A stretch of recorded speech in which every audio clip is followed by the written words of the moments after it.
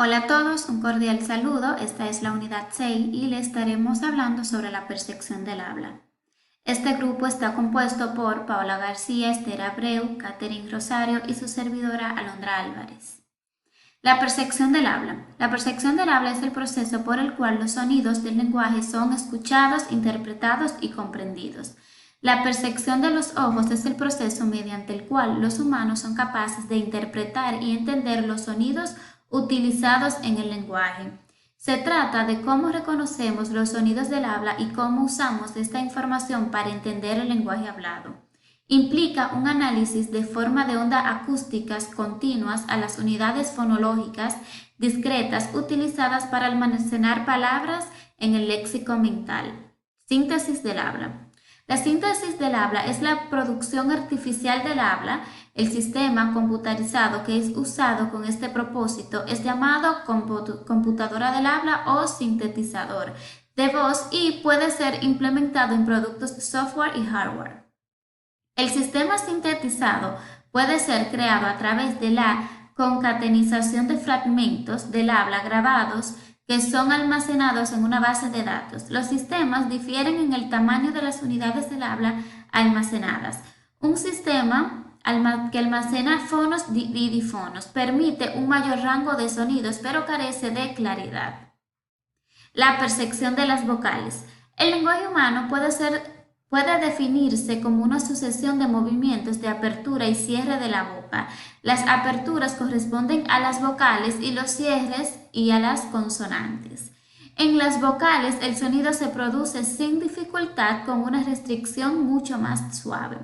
Las vocales forman el núcleo de las sílabas y pueden existir sílabas formadas solo por una vocal, lo cual no sucede con las consonantes.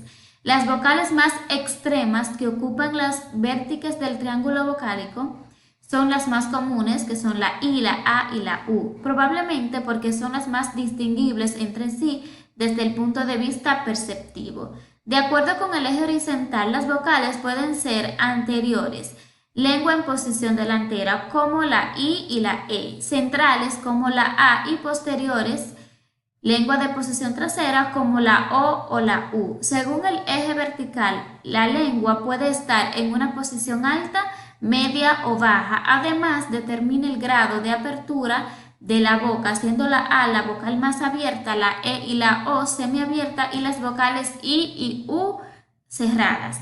Para interpretar los distintos sonidos debe darse un proceso de estandarización o normalización que transforme los valores formándolos a una escala común que admita la comparación entre sí. Ahora los dejo con mi compañera Catherine.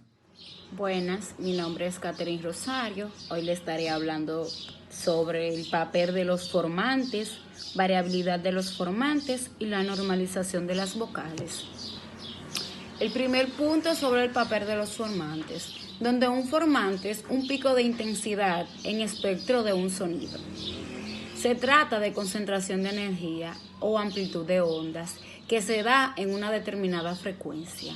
En el habla se determina por el proceso de filtración por resonancias que se producen en el tracto vocal con la configuración de los articuladores. Técnicamente, los formantes son bandas de frecuencia donde se centra la mayor parte de la energía sonora en un sonido.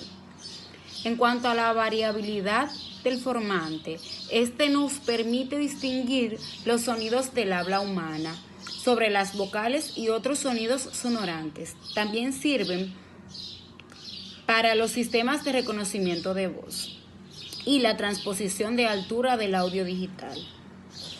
Los articuladores alteran las resonancias vocales para formar los diferentes sonidos vocales.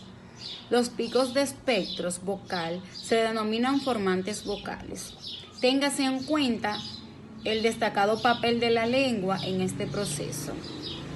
La posición de la mandíbula y los labios también juegan un papel muy importante.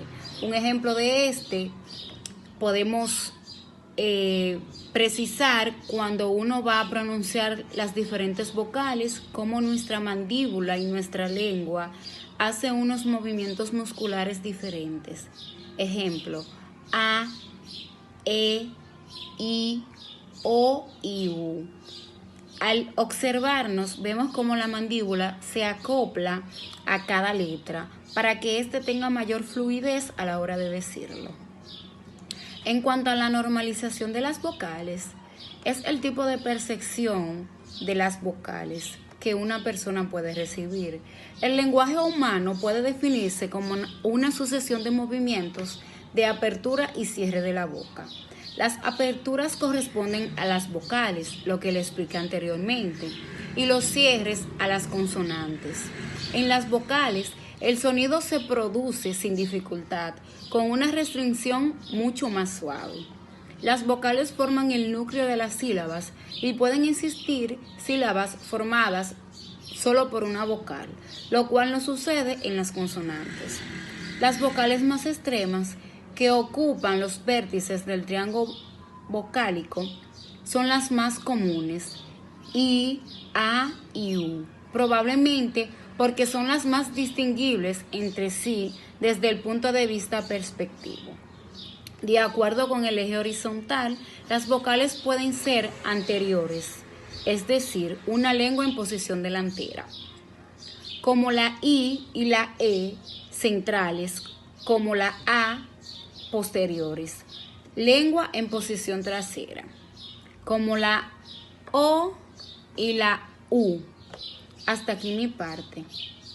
Buenas, mi nombre es Esther y yo les voy a hablar de la percepción de las consonantes, también les voy a hablar de los contrastes sordos sonoros, entre otros temas. Pues bien, los consonantes son producidos por movimientos o gestos articulatorios rápidos con un estrechamiento o restricción en la cavidad bucal, organizados en unidades silábicas cuyo núcleo es vocal.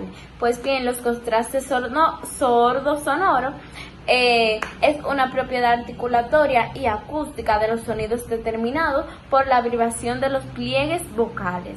La precisión categórica, según Patricia Kuhl y James Miller, demostraron que la precisión categórica también ocurre en sujetos que son un poco sospechosos de tener el lenguaje humano, como los animales.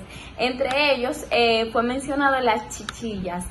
La teoría motora es la hipótesis en que las personas perciben las palabras hablando mediante la identificación de las vías vocales, gestos con lo que pronuncian un lugar mediante el cual se identifican. Tienen una identificación de esos sonidos, patrones que generalmente son del habla. Tenemos por aquí también la teoría directa, que según Lieberman, el verdadero objetivo de la percepción no es la señal acústica, sino son los movimientos articulatorios, motores, que el cerebro nos envía a los órganos. También tenemos por aquí la teoría auditiva general, al cual se asume que los sonidos del lenguaje se perciben dependiendo el sistema general de audición y de los principios del aprendizaje perceptivo. Pues eso fue todo de mi parte, espero que haya quedado claro. Gracias. Saludos, mi nombre es Paola García Silvestre. Yo le estaré hablando un poco sobre lo que es la teoría motora, entre otras cosas. La teoría motora, la percepción del habla conlleva la decodificación de la relación entre la onda sonora y la producción de los gestos articulatorios. Los gestos articulatorios actúan de mediadores entre el estímulo acústico y su percepción. En la percepción, el hablante realiza una comparación entre la señal sonora y sus conocimientos de los mecanismos de control de la articulación. La decodificación del mensaje se lleva a cabo comparando la señal acústica con los comandos neuromotores que se activarían en la producción.